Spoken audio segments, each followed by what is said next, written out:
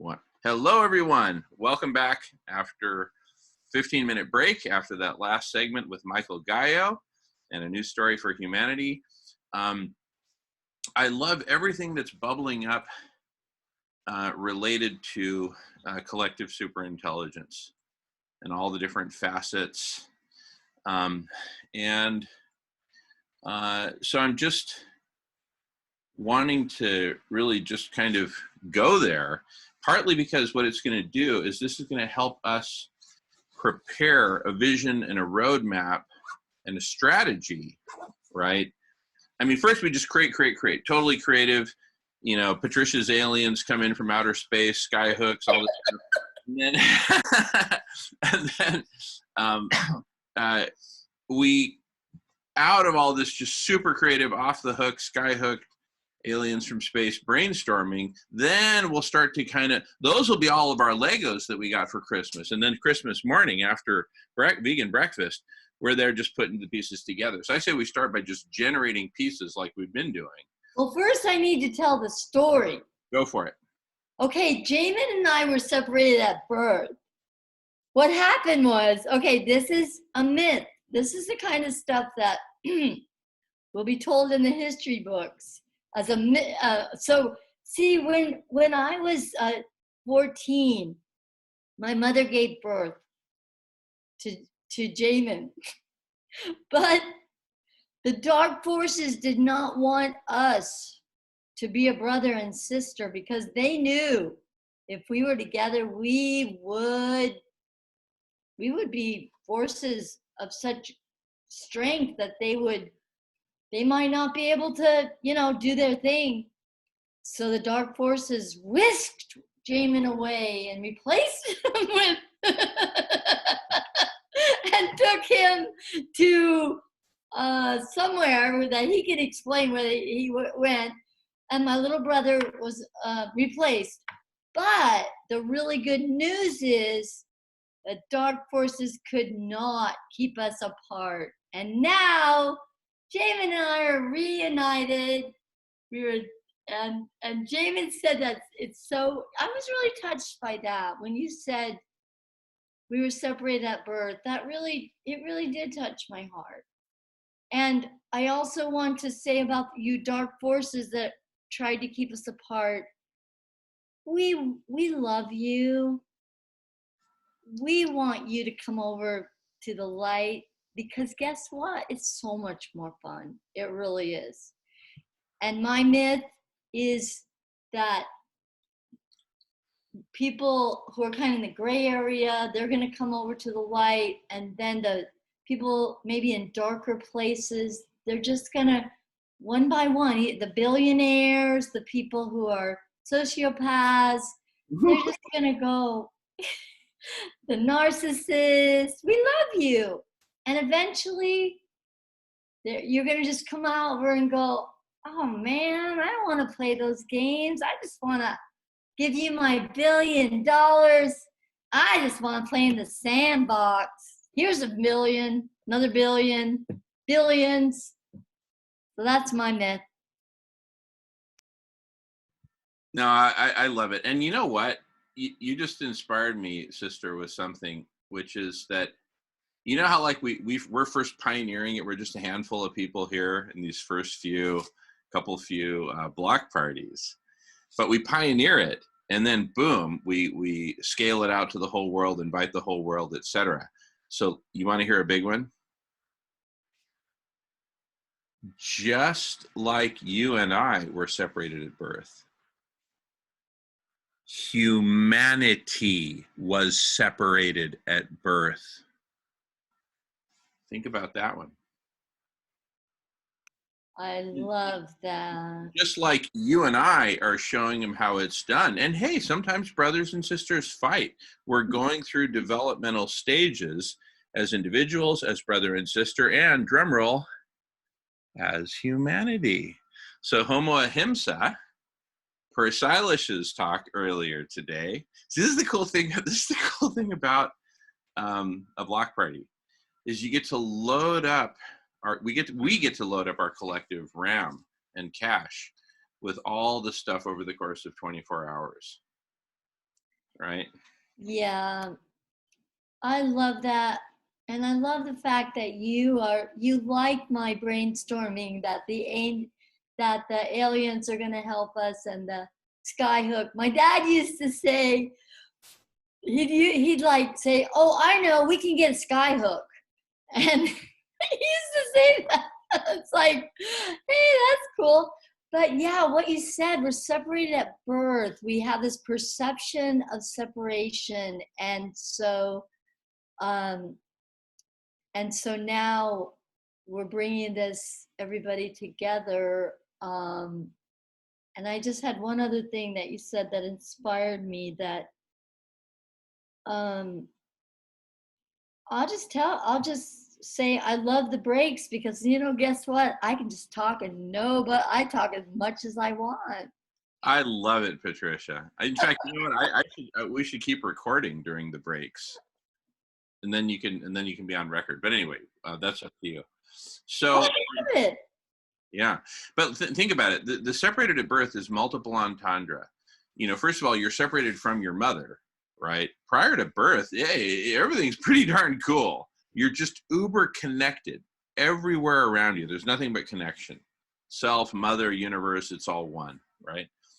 Then you get out of the canal, you're separated from your mother, but that's also the moment when we first start to learn about this idea of separation, right? So separated, it takes on another entendre where separation is something that happens to you. Once it happens to you, you're separated, right?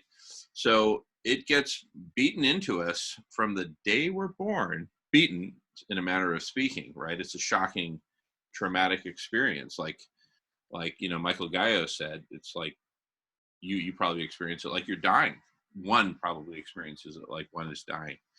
And it's so heartbreaking, but you never forget the lesson.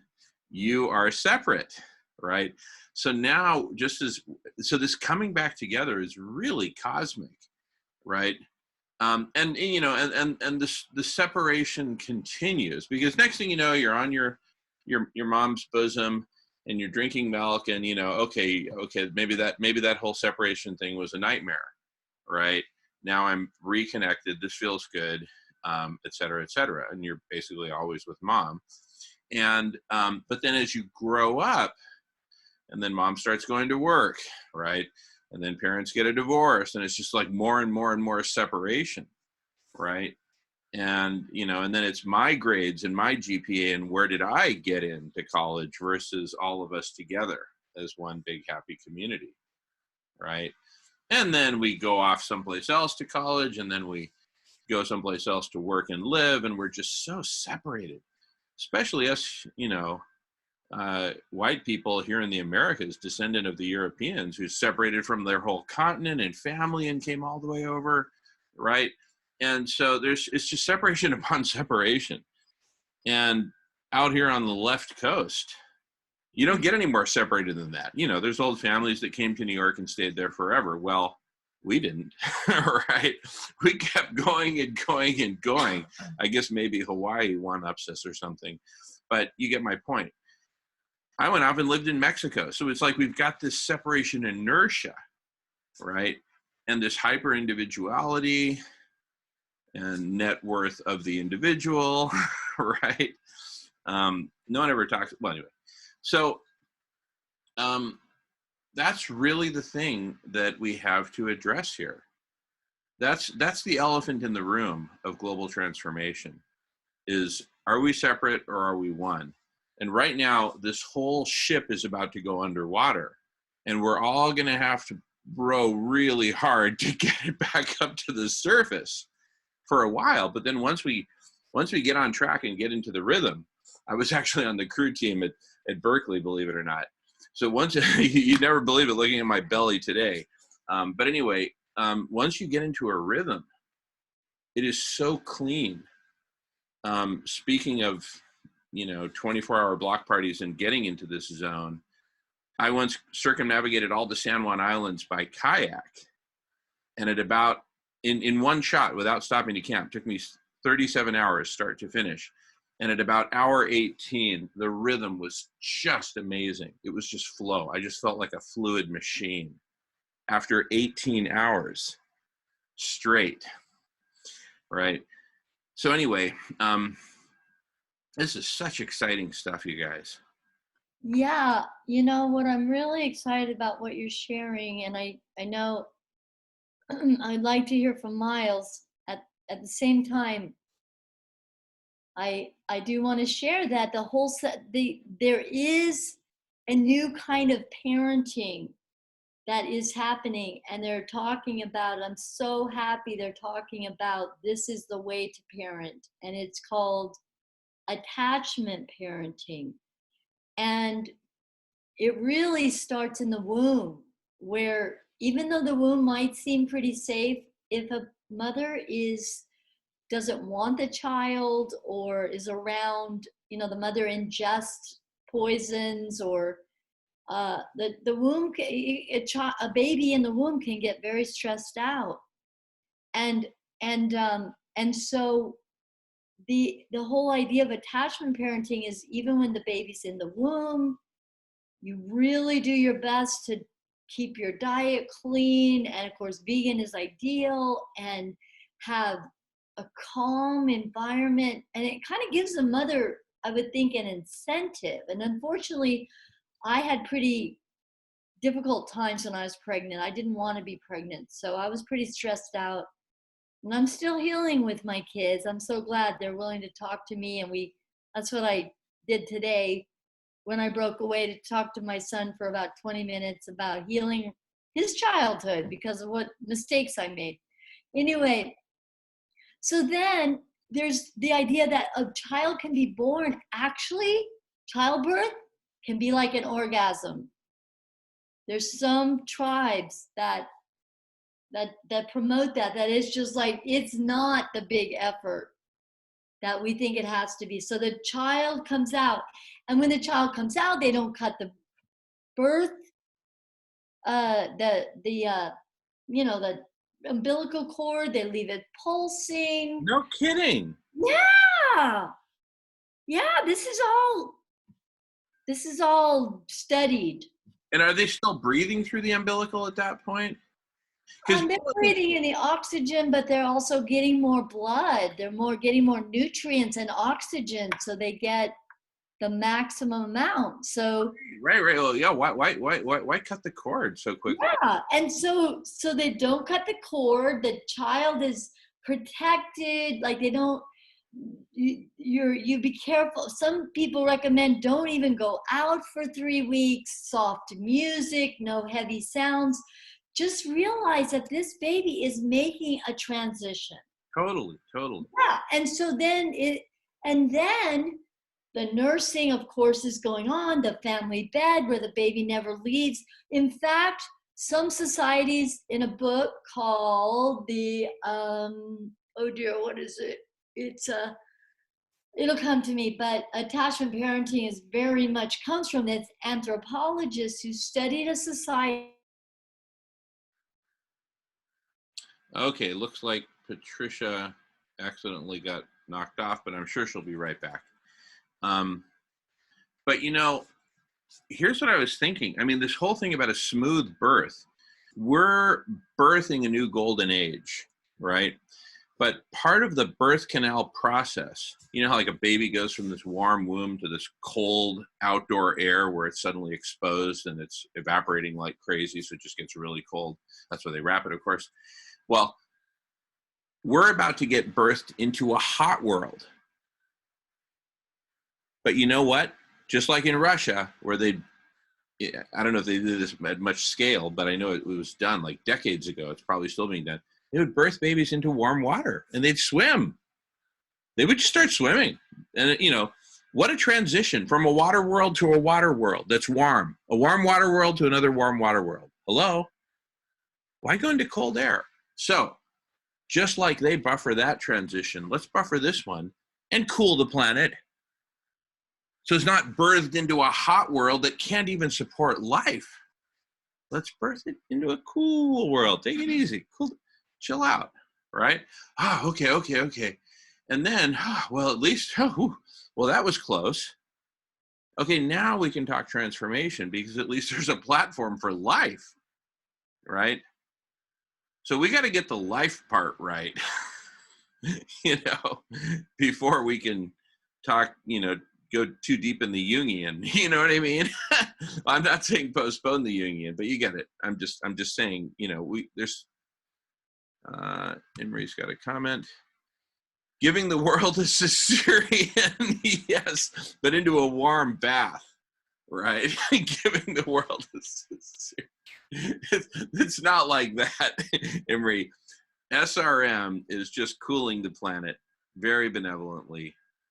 I mean, and all it's doing is sending photons back into space that would otherwise overheat us, right?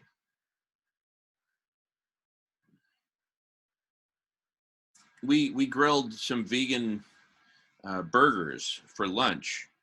It's taking the burgers off the grill when it's been cooked enough, right? Reducing the heat load so you don't burn them.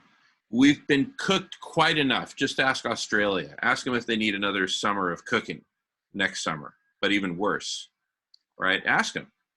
They'll tell you no, we've been cooked enough. The planet's been cooked enough. It's time to cool it. Anyway, I'm just being really passionate about the need for SRM. And we just don't have time to dilly-dally anymore. Either we call the fire department now and hose it down, or we watch it all burn up. Because the self-reinforcing feedback loops are really vicious. They're vicious cycles. Compounding vicious cycles. Anyway, wow. But the other big story is reunification of humanity. Patricia, welcome back. We were just crying, but now we can dry our eyes because you're back. You're on mute and carry on. Did you think the dark forces whisked me away? No. We thought you just had a technical hiccup. All right. Well, yeah. So the book is called A Continuum Concept, and this anthropologist went and visited this tribe of people who were super peaceful. Their kids were so well behaved, and they just cooperated so beautifully. And so the kids were always carried, and until they wanted to crawl. So the aunts would carry the aunts, the uncles, the children. But this, that the sling came from this tribe. So, and that's what I wanted to do with my children, and I did to a certain degree. But yeah, this is a whole theory. It's really gaining popularity. The other thing is you tune into your child, like when are they going to poop or pee? They don't have diapers constraining them. So this child, if it's getting and nursing on demand, sleeping with the parents, it can be blissful. And then when they get older, when they're starting to talk, we have the empathic communication coming from nonviolent communication to help them to listen to their feelings. And so really, I'll just conclude by saying, and then attachment parenting is also starting to support the idea that we just never were securely attached. So that in those first 3 years, it's really important for us to feel very safe before we step out, because then when we step out and become more individual, we have a security. We don't have so many fears. We have, and then that goes into schooling. Unschooling is the attachment parenting idea that we don't send our kids to public school, but let the kids follow their passion. And so and let them learn the things they need to learn, like reading, writing, arithmetic, through learning what they're interested in, and so I think there are more and more people raising their kids this way. And so we have some hope with that generation, and we need to also heal those parts of ourselves. that were wounded. And we're doing that even as we get together. My goodness, what a beautiful story, Patricia, because it's a story of essentially no separation. And now look at how integrated and tight, because they never separated to begin with. Well, you and I were separated at birth. Now we're back together. Hallelujah. Love you. We're talking all the time, 24 hours straight, catching. We got a lot of catching up to do. Humanity, we've got a lot of catching up to do. Join us. We've got a lot of catching up to do. And just like you and I found each other because we're brother and sister, you know, Luke Skywalker, Princess Leia kind of thing. And Shankar, welcome, brother. Great to see you. Welcome, welcome, welcome, Shankar. We're so happy to have you join us now. Beautiful sun from Washington, I think. Yep. Welcome, Shankar. Exactly. Thank you. That was very beautiful, Patricia. Thank you.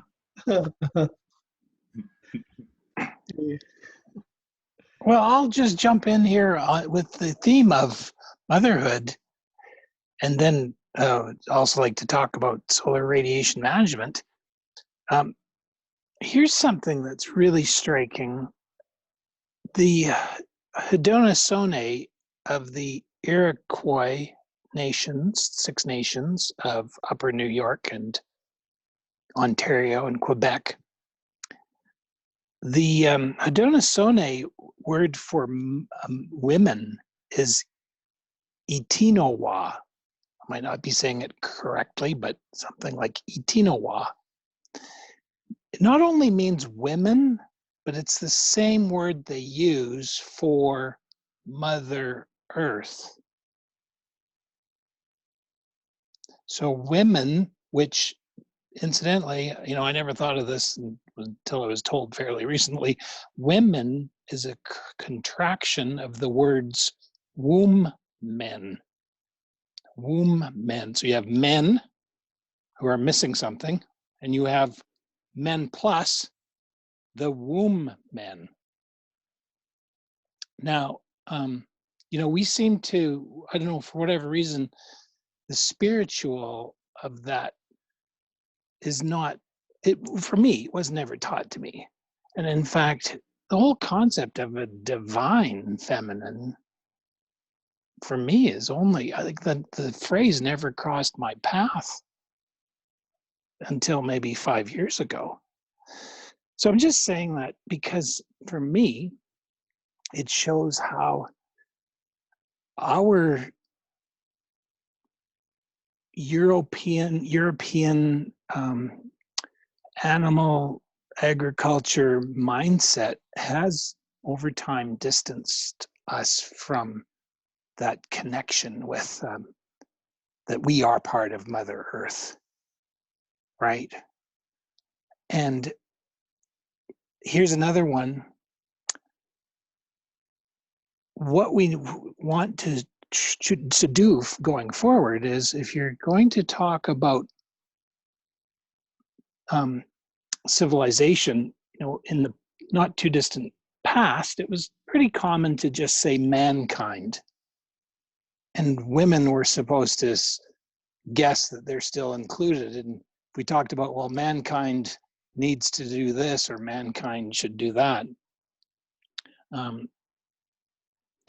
what that did was really leave out half of the population, in a sense, or leave them hanging. Well, is it women part of mankind or not?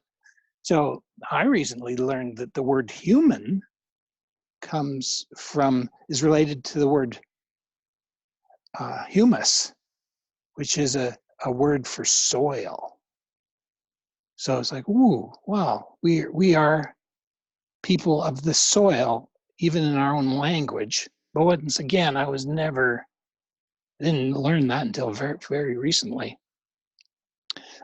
So I think we have a lot to learn from the Native Americans. And as I said, Itinawa means both the word for women and Mother Earth. They're not considered separate. So that's a very strong connection that First Nations have. And here's something else I wrote down about words from Oren Lyons, a faith keeper for the Haudenosaunee. He says the clan animals are our relatives, and they need to be heard too. So just a few words. Now, I guess the next thing I'd like to toss in, and anybody I suppose can talk about either of these, but related to solar management, solar radiation management, Dr. Ye Tao's concept of these glass balls or spheres. I'm wondering if there wouldn't be a possibility that he could just get somebody to start making these and sell them as pieces of decorative art.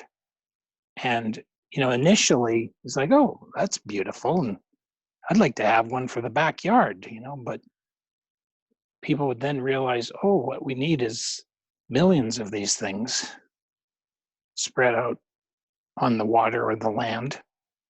So thinking selling them as a piece of art might be one way to get going, rolling with the production. And it also makes me think of something I saw, and I'll conclude with this. There's somebody, I think down in Texas, they make these beautiful glass prisms, and they fill them with distilled water so that they're watertight. Glass triangles and pyramid shapes and diamond shapes filled with distilled water, and they make the most spectacular prismatic rainbow colors. So you buy, they're pieces of art, you just hang them on your back porch or wherever. So again, that made me think of Dr. Tao's ideas of these glass reflectors.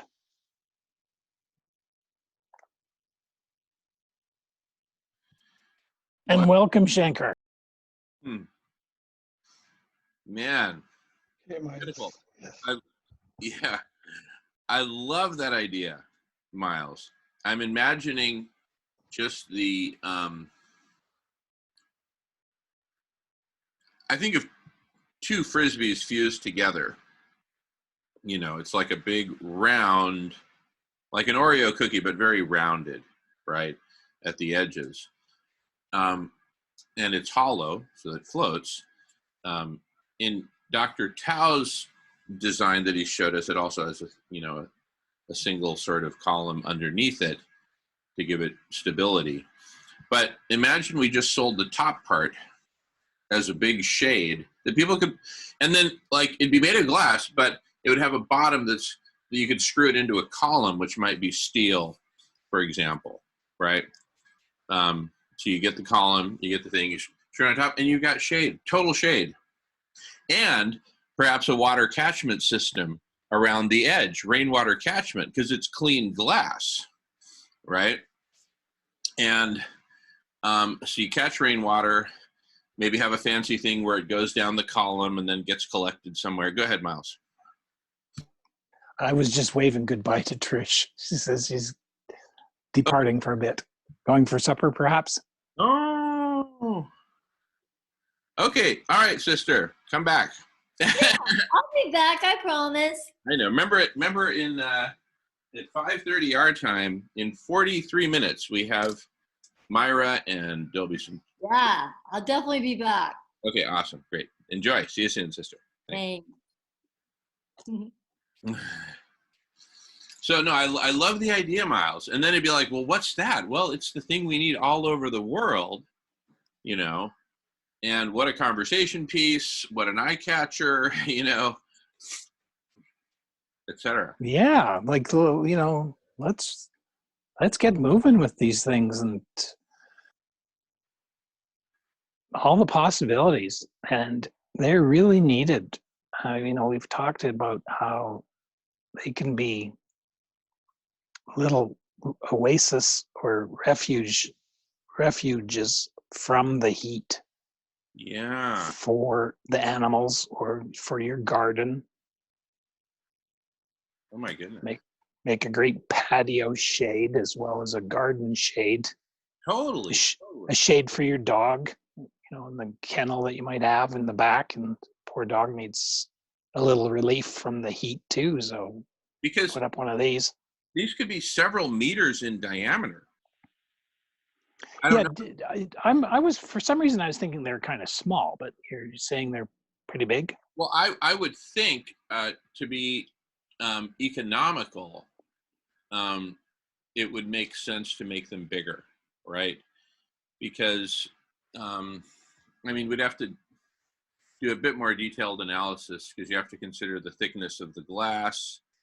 I'm sure the strength grows, exponentially with thickness, or, at least geometrically. And so if you do a big one, you get a lot of bang for the buck kind of thing. Whereas you have a bunch of small ones, because remember, these things have to be fastened together into a network. Somehow they need to, you don't just have them free floating, right? Because then they'd crash into each other and migrate and all that. So they're going to be tethered together in these giant arrays, right? And so you're going to have a lot less mechanical fastening and work of that nature if you have bigger ones, fewer bigger ones, rather than a whole bunch of tiny ones. So I think the economics will probably favor several meters in diameter. But I'm glad we're talking about this, because what we ought to do is reach out to the big glass conglomerates around the world and get them started. Say, listen, this is coming. Okay, we don't know when, we don't know which, consortium of billionaires or whatever is going to fund this, or governments or whatever, right? But this is coming. Do you want to be the glass company that has this just nailed when the governments of the world say, all right, here's $100 billion.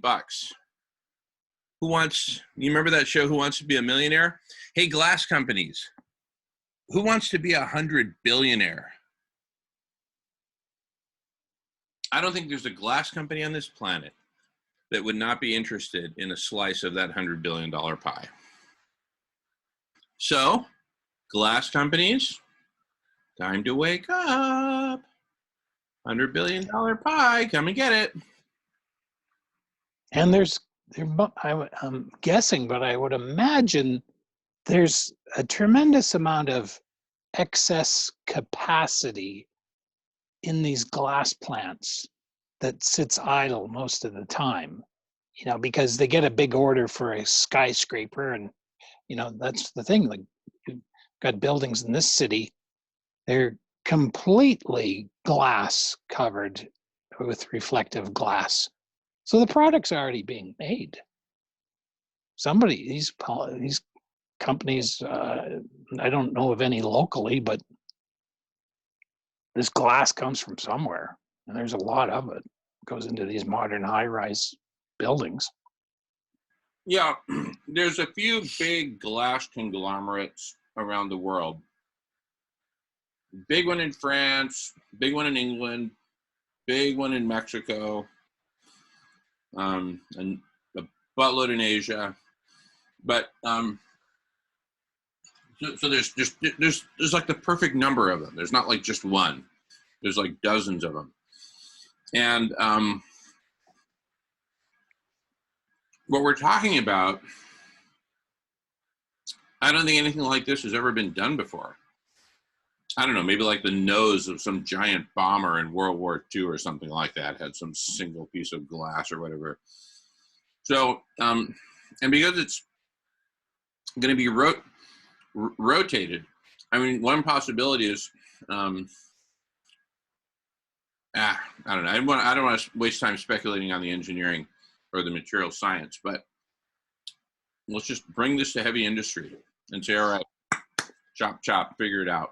And we have to bring it to the governments and the people, because we are being so misled, as Dr. Rao talked about earlier today, with respect to the IPC mischaracterizing what the real problem is.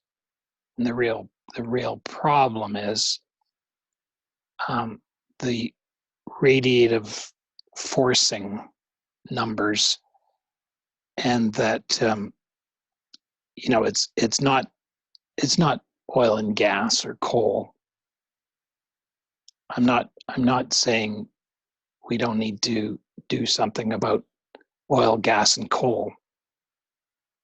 But in my opinion, if we think shutting down oil, gas, and coal is the solution, that's even a faster train wreck. Oh my goodness. It's a train wreck on multiple levels, because what Guy McPherson said several weeks ago when we were looking at this was that if we were to decrease particulate emissions by even 20%, basically the dirtiest emissions, the one that, you know, like the coal burning power plants, the old ones that belch out lots of particles. If we decrease particulate emissions by even 20%, boom, we'll see a spike in global average temperature of 1 degree centigrade in days to weeks. So we cannot afford to shut down our dirty particulate emissions unless we're ready to start pumping some other kinds of particles into the atmosphere. But that would be so politically controversial that I think it's much more viable to just keep old, dirty, heavy industry belching along until we get SRM deployed. And then we can afford to take out the particulates.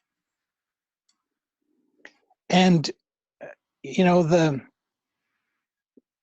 oil, gas, and coal can be reduced gradually and with forethought, so we don't create that issue of an instant global warming effect. And we can use the fossil fuels to do what we need to do, and that is reforest. How else are we going to reforest, get trees out there, you know, where they're appropriate, not on the grasslands, but we need to fuel our machines to restore half of the planet as quickly as possible to what Dr. Rao is proposing.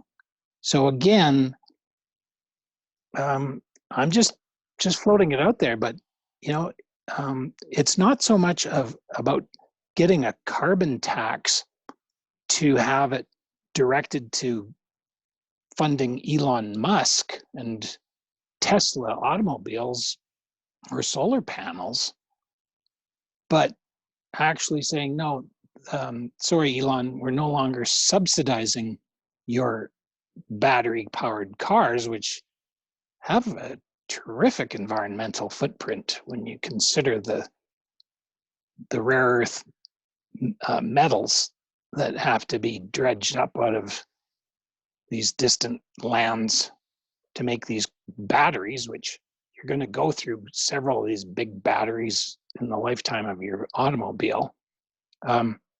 So, you know, the true environmental footprint, I don't think, is properly assessed with respect to these Teslas and other EV electric vehicles.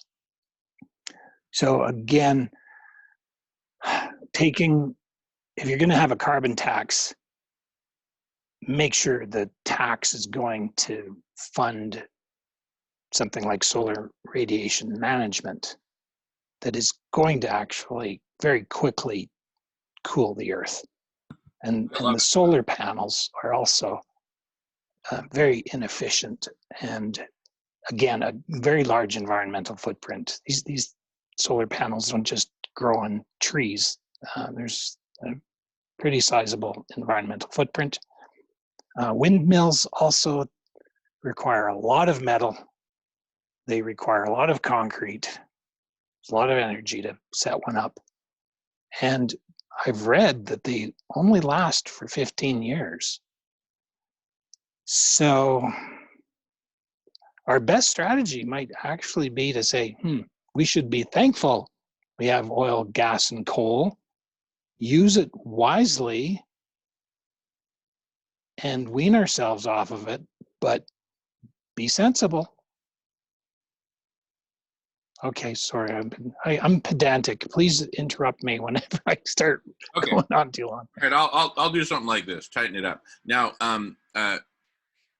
Omri, and please pronounce your name 3 times for me, nice and loud when you start speaking. Omri. Omri's been waiting. Imri's been waiting. Take it away, Imri, if you're still available. Yeah, hi. It's Emery. Emery. Imri, as if it started with an E. As if it started with an E, yeah. Gotcha. Emery. Okay, great. And Emery, you wrote some interesting stuff in the chat. I'll let you read that or not. Take it away. Well, I was just trying to point out to you. I'm sure you're aware of it. To most likely that producing glass is a very it produces a lot of heat and takes a lot of energy. The carbon footprint of producing so much glass would be astronomical. I got a better idea. You need to do that other process that I put the link in before a long time ago. They're the plasma process. Okay, so the plasma process, would that be like coating deserts, mountains, buildings, roads, or oceans? I mean, what exactly? Well, this is it. Yeah, you would want to find a way to coat different surfaces that, you know, where, like at the production point where the items are being produced, they'd have to consider that, okay, this is going out into the environment, and let's see if we can capitalize on, utilizing this aspect of reflectivity of this article, be it whatever. It could be a car, it could be a bottle, it could be a roofing material, etc., etc. Okay, so go check out the article on solar radiation management in Wikipedia. If you add up the area of all the roofs in the world, there's still not enough to give us the millions of square miles of reflectivity. Exactly. I mean, that's why it seems so improbable that we could accomplish such a thing, unless we're talking about, laser technology, which could be adapted to, to have some kind of function of reflectivity in it, like a virtual projection. Yeah, if, in other words, if there's some way that we were able to project a mirror, like up in the sky or something like that, something like that. But I'm not a scientist, but it would take a big brain, to take something existing that's very high tech, such as these capabilities of projection, okay, using this plasma technology of depositing reflective surfaces on, on how, by whatever means, Well, okay. Here's let me just hit you with a whole different idea, which could be reflective, like what Miles just held up. Consider that reflective surface, which is probably metallized plastic, thin film metallized plastic, as opposed to, or it could just be aluminum foil. But I often use the example of like potato chip bags. That's metallized plastic. It's got about 10 atoms thick of either aluminum or steel, I forget which. But that's what creates that reflective surface. But imagine we took some fabric of sufficient strength and durability and coated it with a sufficient layer of that metallized plastic, again, with sufficient strength and durability. And you now have this fabric that you can crank out by the acre. And imagine that we were to suspend that over portions of the ocean that were sufficiently friendly for that purpose, and just create essentially a giant canopy over the ocean. with big columns that go kaplunk all the way to the ocean floor, or are floating, and you've got some sort of a, you know, network of structures that, but anyway, that's a structural engineering problem. Figure out how to support these massive canopies and use massive canopies, which could also capture rainwater, fresh water, if they're located near enough to the land. And then you just, like in the desert, we should be doing these right now off the deserts of the Middle East, Saudi Arabia, you know, plenty of sun, landing on the dark blue ocean seawater surrounding the Arabian Peninsula. You know, all those countries to the east, as well as Africa, coastal Africa, Mozambique, whatever, you know. And there you've also got a bunch of desert where you could do a similar thing: canopies in the desert, canopies over the ocean. So the options are canopies or floating mirrors, basically.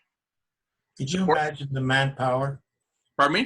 Could you imagine the manpower required to accomplish a task like that? Oh, it's going to create gazillions of jobs, right? It's a huge heat engine, like Guy McPherson says. You know, any kind of activity that mankind produces, or you know, or attempts, it's a giant heat Okay. thing. That what he's saying is, it's nice poetry, but the engineering and the math and the physics work out slightly differently than what he's suggesting. It's true that what we're saying is, yeah, generate, you know, incremental heat that wouldn't have been generated otherwise in building out all this reflectivity. Yep, that's going to emit carbon. There's no question about it. Unless we do either the fabric or the structural part of the floating mirrors with hemp, which is a very real possibility, then you'd be sequestering carbon, growing the hemp, and building all that out. So hemp for victory, hemp for cooling. But anyway, but regardless, even if we're doing it in a high emission style with glass, concrete, plastics, metallized plastics, etc. So we got the full spectrum: plastics, glass, metal, and concrete, right? Take your pick, or hemp, right? Those are the 5 materials we're playing with right now. Even if you take the most high carbon footprint of those materials, whatever that might be, call it glass, right? That marginal incremental emission is a relative drop in the bucket relative to our high emission economy now. And since the economy is just starting to crack, we might see a dip in emissions sometime soon, which we may not be able to afford on multiple levels. So what does this give us? Boom. It creates jobs. It helps keep the economy from cracking, because it's going to be such a massive, you know, Marshall Plan, right? How about this? The volcanoes, they cool off the planet. Nah, look. When a volcano goes off, man, you get a big one go off, cool the planet for thousands of years. Yeah, but consider the unintended consequences. Well, there's going to be unintended consequences, guaranteed. You know, just as there are unintended consequences with the geoengineering that they're putting up in the air, all the aluminum particles that they're trying to reflect back the sun rays. You know, I mean, okay, come on. It's all falling to earth. Please don't put our baby in that dirty bathwater. Okay? I don't want to kill the baby. All right. Because that bathwater is really dirty stuff. Chemtrails and all that. The SRM that we're talking about ain't that. It's nothing but good. Let's stop that, though, then. Well, God, hell yes. Listen, if we do good SRM, right, that's like a nicotine patch for a heavy smoker who's got lung cancer. Take away the cigarette. You need nicotine, fine. Here's your damn nicotine. Take it through the patch. So you mentioned the trillions they're spending on that SRM? I don't know what the hell they're spending on it, but they're going to be able to save every last nickel, and they'll be able to stop poisoning us. And also another bad thing about that kind of SRM is they're shading uniformly everywhere, affecting crops, affecting evaporation rates, affecting all kinds of stuff. Here, with surface level SRM, surface of ocean or surface of desert or whatever, or surface of the Caspian Sea, right? Whatever surface that we're covering, it's surface level only. So it's surgical. We go and shade there, exactly there, and exactly there, exactly where we want. So it's totally controlled. You know, you Right. don't want to kill the plankton now. Of course, we don't want to kill the plankton, but guess what? Every last plankton is about to bite the dust if we overcook the planet by not doing SRM, right? I'd rather lose, hypothetically 1% of the plankton by doing SRM over the oceans than 100%, right? It's a lot of variation. Also, I like to add one way to make the glass is with solar power itself, because I've seen on, I think it's Mythbusters, there's a program on TV. These science guys get together and they do different experiments.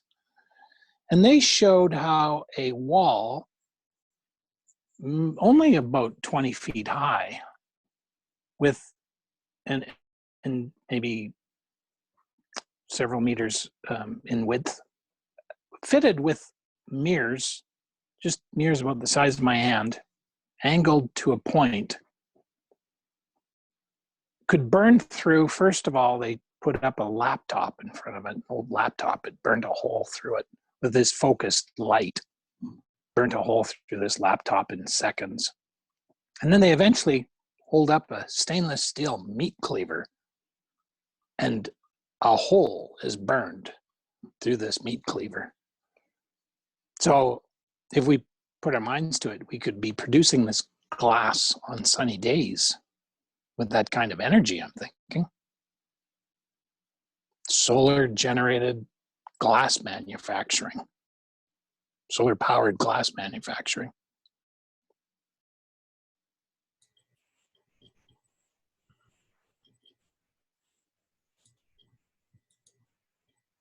And Miles, I saw this video where they took a satellite dish and they cut 5,000 squares of mirror, glued it on, and focused the energy of the sun to do exactly the same thing.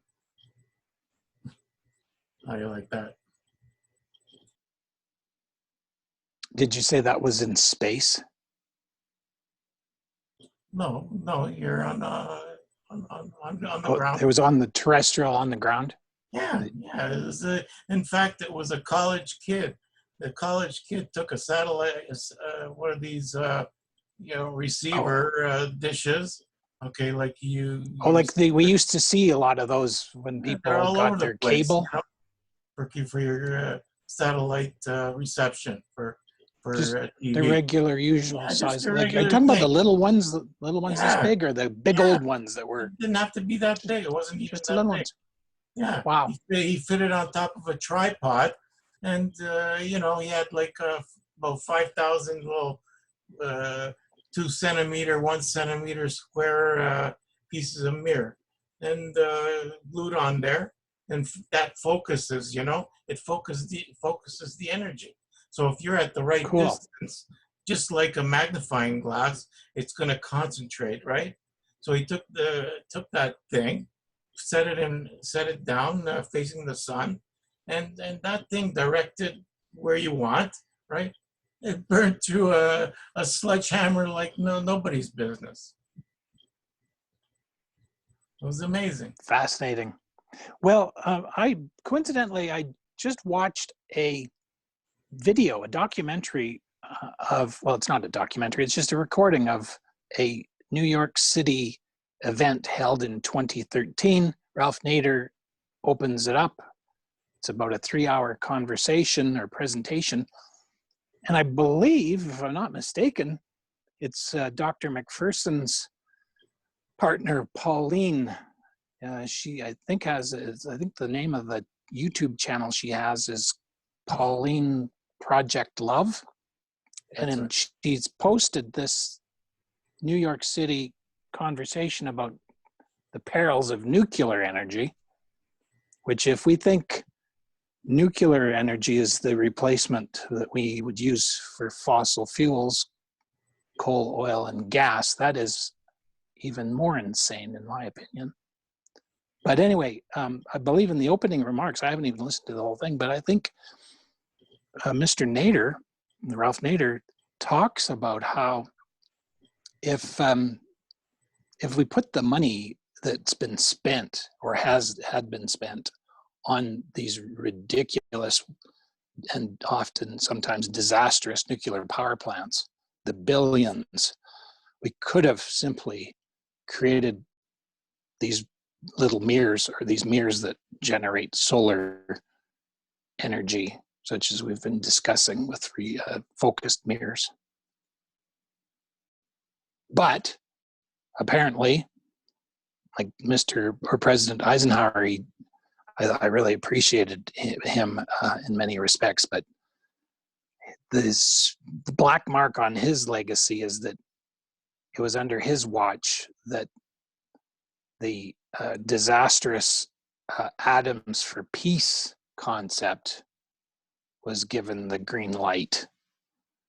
And I believe Ralph Nader talks about how, or someone I heard talks about how it was probably a sense of guilt that the scientists had for creating the nuclear era and the nuclear bomb. And so the theory is they thought, well, we could perhaps redeem our souls by claiming that we could have atoms for peace and nuclear power plants. But as we know, that hasn't been very successful. Thank you and welcome. Yeah, welcome, Nikhil and Mr. Marshall. Welcome to you both. Feel free to say hello. But by the way, we are recording and we're broadcasting live, and we're recording with intent to publish, just so everybody knows. And as such, no one is ever pressured or required to keep their camera on or their microphone on. You can just hang out, but you're also absolutely welcome to talk. But what I'm trying to say is that no one is ever pressured to talk.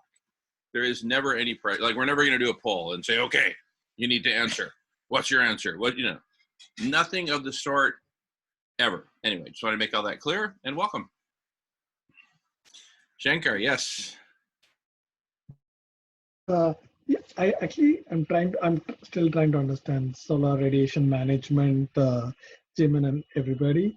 So, but one thing I could understand, the greenhouse effect, which is the reflection of the Earth's light, and which is sun's light, which transforms into heat, and it keep bouncing back inside the clouds. So I know there is one is like, I am understanding one is a surface, and second, immediately what I thought was the most economical method to do it on the stratosphere or this thing, because I've seen when you fly in the flight, that heat hits you above the clouds is bright, very bright, and you can see that. So I have thought about it while flying, like I said, like, wow, these clouds reflect so much bright, and there is another layer above. So I understand the chemtrails and all. I'm not going that way. That's not a nice thing. Or even there is other sulfur option, or aerosols option is also there, but they also have their side effect on ozone and everything. Is there any natural way to do, like, for example, again, I'm coming this way. Yes, the ice is melting, so ice is getting into water and water is getting into steam. That means it's going to be more vapor or steam or the clouds in the sky, especially on wherever the heat prone zone is there. So do you think those clouds are enough to reflect back, or can we do some seasonal calculation, or like, so I want to just make a comparison between the surface and the cloud reflection, like the reflection on the surface, reflection on the earth. Yeah. So first of all, I highly recommend the Wikipedia page on solar radiation management. Just type in solar radiation management into Google and it'll be one of the top links. And it covers all of that. Basically, any sunlight that comes from the sun and it's traveling through space and it gets reflected either by a cloud, like you're talking about, or by an airplane for that matter. Or if it doesn't get reflected back there, a lower cloud. And if it still doesn't get reflected back, it could get reflected back by ice, or by a white or silver rooftop, for example. Or a really light colored sandy desert is going to reflect more than the dark blue ocean. The dark blue ocean is the worst because it just absorbs 90% or whatever. And but regardless of where it gets reflected back, if every photon that gets reflected back, that's SRM. We're managing it. Now, reflectivity happens naturally. That's why I call this not biomimicry, but Gaia mimicry. We're mimicking what Mother Earth herself already does with polar ice caps, with Greenland ice, with any kind of ice anywhere on the planet, right? As well as with very light colored sandy deserts, anything that's reflective, that Mother Earth is reflecting, so us increasing her reflectivity is just Gaia mimicry. We're just doing what she already does. She just needs more of it right now. Yes, Mr. Marshall. And by the way, you're actually muted right now, so you need to unmute. You need to click on the icon and probably in your lower left. Looks like a microphone. It just toggles on and off. So just tap it once and then you should be. It looks like a microphone. Look in the very lower left of your screen. And look for a red microphone with a line through it. In fact, you can just, by looking around. Is that, yeah, there you go. okay. There you go, thanks. I'm on an iPad, so it may work differently. Anyway, well, solar radiation management sounds good, but that doesn't negate the CO2 that's accumulating in the oceans.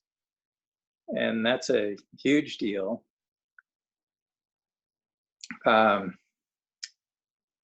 It sounds like it would be a really good way to go as far as like controlling how much heat we have coming and staying on Earth. But we're also killing like 350 times plus the rate of natural extinction of wildlife. So that's problematic. Plus, we're going to destroy our ability to grow crops at scales, which, well, I've been following Guy for several years, so kind of, I'm just putting forth the memes that he produces. And then we all kind of repeat each other, I guess.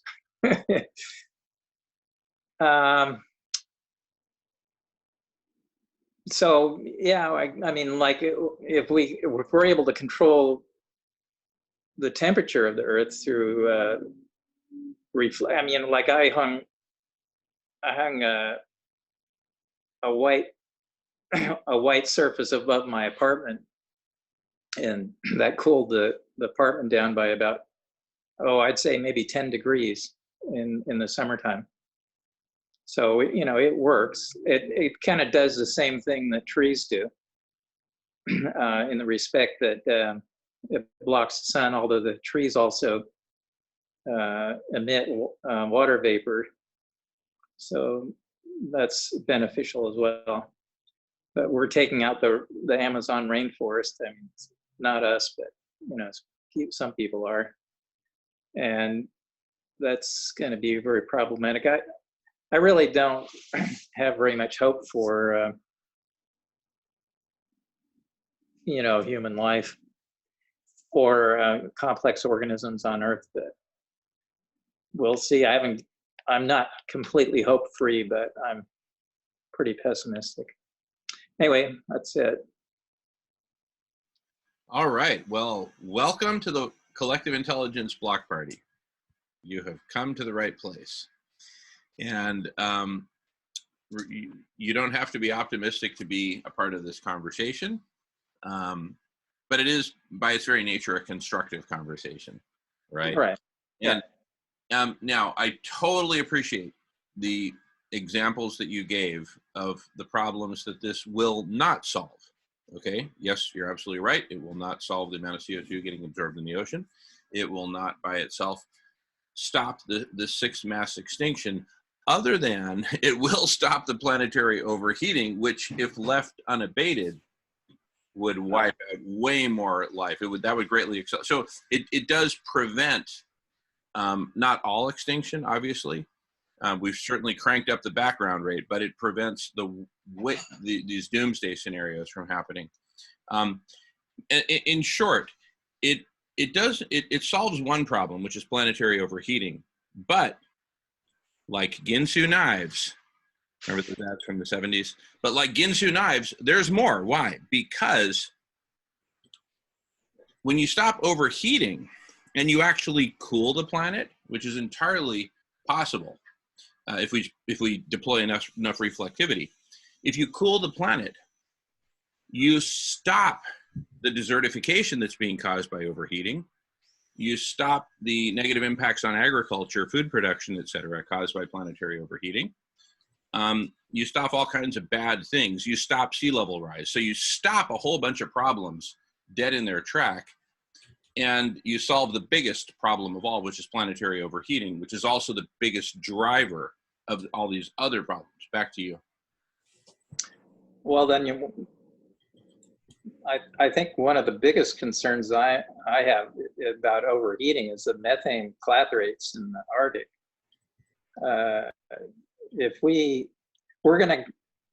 It's pretty obvious to me and a number of other people that we're going to have a blue ocean event in the Arctic.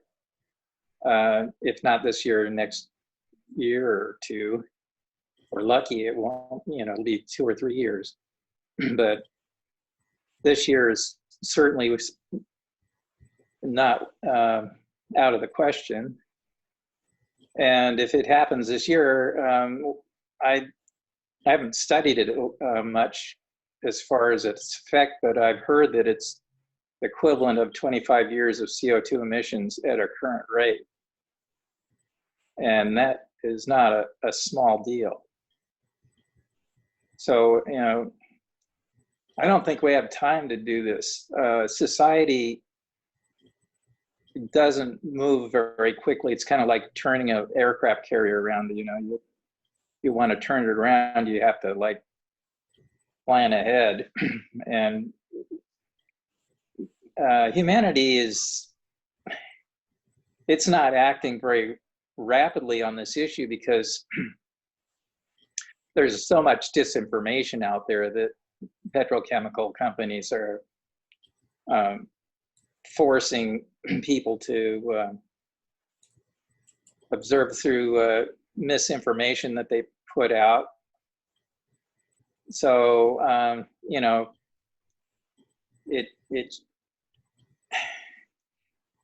and then, like, what are we going to do? We're going to ask people to go from driving their cars to riding bicycles, stop consuming, the whole, just American culture, but, the world is like, they're kind of seeing what we're doing in America as the example of leading the good life. And so people all over many people all over the world are like striving to build their economic position, learning how to like earn more money so they can consume more. It's like the main motivation is like seeing how you can better yourself. So that's kind of inconsistent with saving the planet. Well, pretty much every aspect of life right now is inconsistent with saving the planet. What we're talking about is a series of radical transformations. Now, I want to. Emery has had his hand up for a while, and I also want to give people a gentle heads up that in a few minutes we're going to possibly transition to having some like mother with children kind of thing, maybe multiple children, and having kind of a child-friendly conversation. Just a heads up that that's on the calendar. We'll see who shows up. We may just be able to continue with this conversation, but in either case, Emery has had his hand up for a while. Thanks for your patience, Emery, and take it away. Yeah, thanks, Jamie. I just had a sort of like an interesting question. Now, when you do a little bit of browsing and research, you find out that water vapor and clouds count for 66 to 85% of the so-called greenhouse effect that we're talking about, CO2 and methane and whatnot, right? As being very very damaging. Now, 85% seems like it's quite high. It's a very high percentage. Isn't this a little bit frightening also? That I mean, given the fact that our jet stream is fluctuating so much now, it's not as straight flowing as it was. Now it's going down deep, further down south, and we're experiencing extremes on both ends. Snow and burning Australia. We got two very, very powerful extremes, and that is what is impacting life and getting worse all the time now. So I mean, we could also be concentrating on finding ways to reducing water vapor. I mean, for example, those nuclear stations, they heat all the time. What's coming out of those stacks? Water vapor, along with a lot of isotopes, of course. But the majority of what's coming out of those stacks is water vapor. And they're boiling water all the time, constantly, nonstop. Billions and billions and billions and trillions of tons of water going back into the oceans or water streams there. I mean, that's warming, that's heating up. Think of all the water vapor. That's a high impact. Yeah, the bottom line, and welcome back, Mayra. Feel free to jump in anytime, especially if you have any updates for us that we should know, since we're in kind of an intense conversation right now. But you have priority, Mayra. So please welcome back, and whenever you feel like it, jump in, okay? Even if we're in mid-sentence, okay? So look, the bottom line is that we are in a house of horrors that is just unimaginable. And just when you thought it couldn't get worse, Tony Montana shows up and says, "Say hello to my little friend." I mean, it's just House of Horrors on top of Tony Montana, on top of, the shower scene in Psycho, on top of name your top scariest 10 scary movies, all in the same movie theater at once. I mean, it couldn't be worse. We could go on for days about everything that's wrong. The question is this: do we want to be the firemen who are, let me borrow you for a second, Nolan. We're sitting here smoking cigarettes, standing outside looking at this burning building, and I'm saying, you know what? I don't think there's anything to do with that. I think, I know there's still kids alive in the attic, but that's just too bad, because I don't think we're going to be able to save them. Or you know what? We can do our job, bust in there, start spraying like crazy and carrying kids out, right? Or throwing them down to the safety net or whatever. Bottom line, either we try or we stand around smoking cigarettes saying, yeah, ain't nothing to do here. Go ahead, sir. Oh, yeah, me? Well, we have the Green New Deal, but the problem that I see with the Green New Deal is that it takes a lot of industrial activity to like get all the solar panels and wind turbines and all that. You know, like the Green New Deal is about like increasing industrial activity or changing it from where we are now to just another form of industrial activity. And if we only have like a few years left, that doesn't make any sense. If we have 20 or 30 years or maybe 100 years left, then sure, that makes sense. But if we only have like, if civilization is going to crash this year or next couple of years, going toward the Green New Deal doesn't make any sense to me. What do you think? No, you're absolutely right. Look, if civilization is going to crash, none of this makes any sense, with the exception of solar radiation management at planetary scale, which could avert collapse two ways. One, cooling the planet. Two, creating a buttload of jobs. Period. Yeah.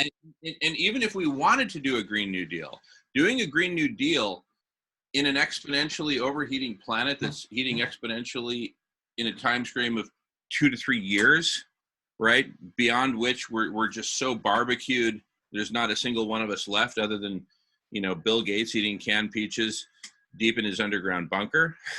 But Right. by then, even Bill Gates is functionally extinct, right? Anyway, bottom line, nothing makes sense if we don't do SRM. If we do SRM, then we've got a shot. Then it makes sense to talk Green New Deal post SRM or in parallel with SRM. But if there is a stew that's being concocted that does not contain SRM as one of its ingredients, it's poisonous. Take one bite and you're dead. Okay. Any Right. stew we cook up that doesn't contain the magical ingredient of SRM is deadly. Poisonous. Yeah. Period. Now, I'm not guaranteeing that the stew won't be poisonous anyway, right? We could dump a bunch of SRM in it and it might be too late, because to your earlier point, it only solves one plus derivatives. The biggest problem of it all, it solves the biggest problem and a bunch of its derivatives, like we talked about: starvation, desertification, hurricane, sea level rise, et cetera. That's all driven by planetary overheating. But it doesn't solve all of our problems, to your earlier points. I never said it did, okay? So I'm not saying that adding SRM is going to make the stew non-toxic. Right. I'm saying if the stew does not contain SRM, it's toxic right out of the kitchen.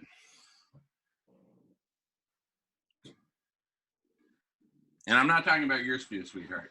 I'm making a metaphor. I actually want to say something.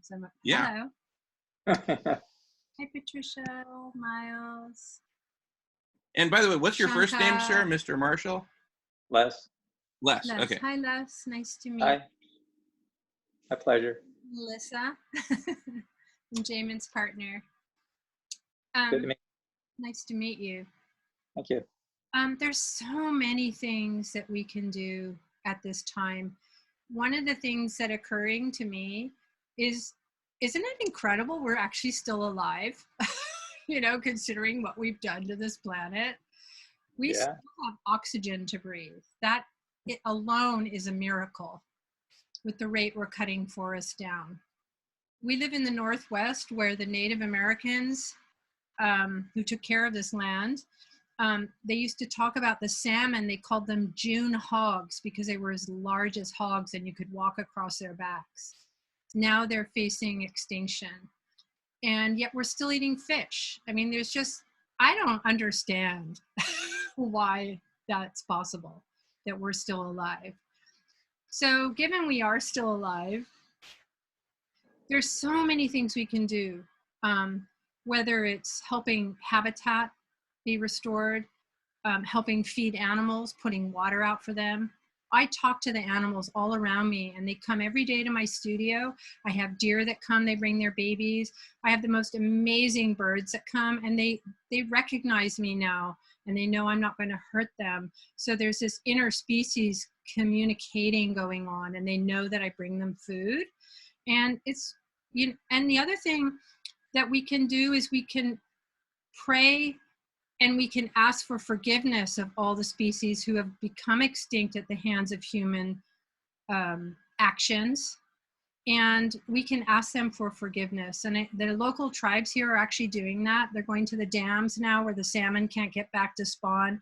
They're drumming, they're singing, they're doing prayer circles, and they're asking the ancestors for forgiveness. We can all do these things on an individual basis, because we're all mourning because there's been so much loss. And then going to solutions, I would like all of us to suspend our disbelief. And if we could get a consensus, if we could move forward with this idea of that Ye Tao has put forward. And I don't know if you heard the recording of Ye, but he's talked about really amazing things. Like, it's not just about mirrors reflecting radiation back out into space, but he has ideas for deacidification for the ocean, how to absorb carbon out of the oceans. You can do that using kelp. I mean, there are many, many ways. That's not to say the problems aren't huge. They are. But I think that if we stop having these conversations about, well, what if? Let's just do it. Let's just give it our shot. Let's just try it. We're still alive right now. Let's give Mother a chance. She needs our help. And the more of us who get on board, you know, what did Christ say? The meek shall inherit the earth. We're the meek right here. We aren't the people in power with money, political stance, but we're passionate and we're dedicated advocates for Mother Earth. So I just wanted to share that. Okay. Thanks, sweetheart. Beautiful. Yes, Les. Well, it also says in Genesis, be fruitful and multiply and replenish the earth. I think we've been fruitful and multiplied too much. Yeah, I think we fulfilled that homework assignment. Now it's time. Now it's time for the meek to inherit. That's our next. Yeah. I think we may have misinterpreted a lot of those things because we're all so focused on humans, you know? I mean, maybe everybody, all the other species were supposed to keep, you know, being healthy and thriving, not just a human species. Because we sure did a job on everybody else, you know? We took away in their habitats. I think I see religion as necessary for civilization to continue, because what it does is it's a way to control human thought, and necessary for civilization to continue. It's a way to control people, and it's pretty effective, actually. It's hard for people to break free from the religious training they get when they're young. But yeah, no, good Well, points. Patricia's had I'm so sorry. Go ahead, Patricia. Mm-hmm. Yeah, I would just first of all like to say thank you, Melissa, for bringing the divine feminine into the conversation. I have been listening as I've been making juice and kind of getting ready for the next, I don't know how many hours. Let's see. It's about 10 more hours, I think. About 12 more hours. Well, I'm not very good at math. Anyway, 12 more hours. I'm getting ready for the next 12 hours. So I think what I'm hearing from you, Mr. Marshall, is that you're feeling pretty discouraged about the situation we're in. I'm just guessing, and I mean, the fact that you're here means something. And I mean, I'm not sure. I don't think you came here to shoot down all of our ideas. I'm guessing you have a little bit of hope, but maybe the ideas presented aren't what you were hoping for. But I just want to ask you, are you just feeling hopeless about any solutions? Curious. Well, I'm not completely without hope, but I don't see anything that looks promising. But that doesn't mean that, you know, you'd have to be knowledgeable about everything possible to be hopeless, I would say. And I certainly don't qualify for that.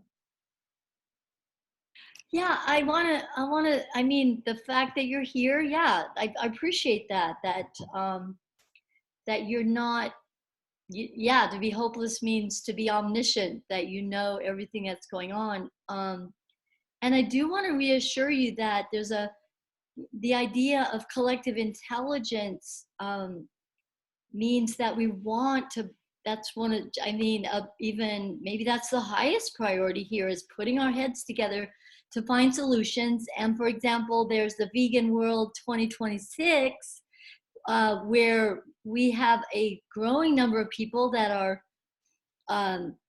looking at the 7, what are those things called? The 7 shifts, the 7 core shifts that we need to change. It's a very holistic view of how we need to change, and we're partnering with what's going on over here at Radish. And I mean, people are really working hard, and I would love to hear what your gifts are. What are you passionate about? What would you, if you even if you have the hope that's smaller than a pinhead, well, but you have a little bit of hope. So what would you do?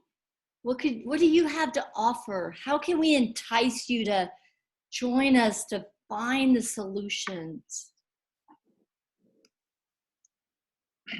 Well, I'm not sure that we have a problem. I think maybe we have a predicament.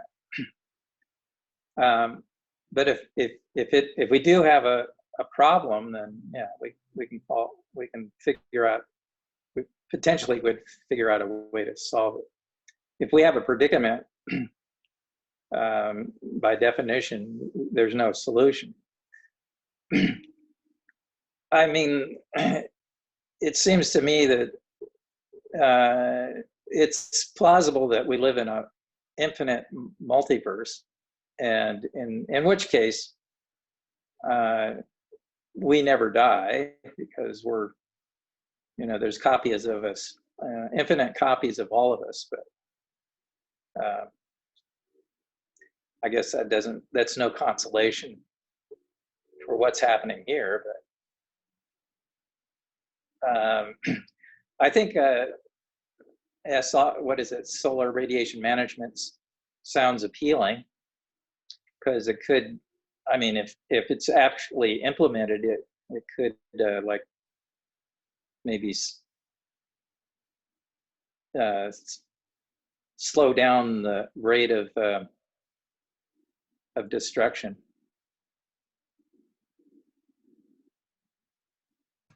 Well, you know what? I'm seeing you smile a little bit. Yeah. Sometimes we do something called laughter, and I love seeing that. I see a little lightening of your demeanor. And so sometimes what we do is we do laughter yoga.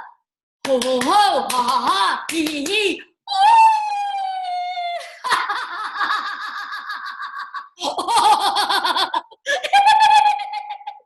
And sometimes what we do is, you put your right foot in, You put, oh, that's my hand. You put your right foot in, you put your right foot out, you put your right foot in, and you shake it all about. Oh, I'm trying to get my foot up there. You do the hokey pokey and you turn yourself around. That's what it's all about. Yahoo! Ah, that felt good. Beautiful, Patricia. For us, Patricia, too. can I see your shoe again, please? You're welcome, Myra. I think you're really trying to save this planet, because I think you're amazing. I do have duct tape on my slippers because and they were used when I bought them on top of it. You guys are so great for see, these guys let me we're all belong. Join our party. Join. I'm trying, Patricia, but in a little cheating way.